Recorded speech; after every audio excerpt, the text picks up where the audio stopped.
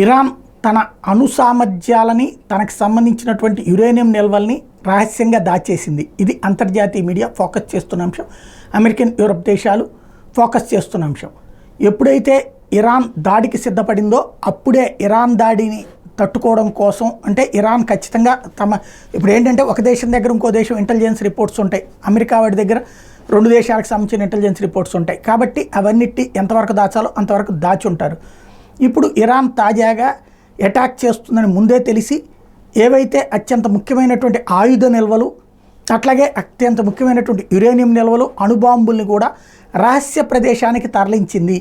అది కేవలం నెతన్యాహుకి, దేశాధ్యక్షుడికి తప్ప ఇంకెవరికి తెలియదు, సైనిక చీఫ్కి తప్ప. మిగతాది ఎవరైతే వాటిని తరలించారో ఆ సైనికులు కూడా మళ్ళీ ఇళ్ళకి చేరలేదు.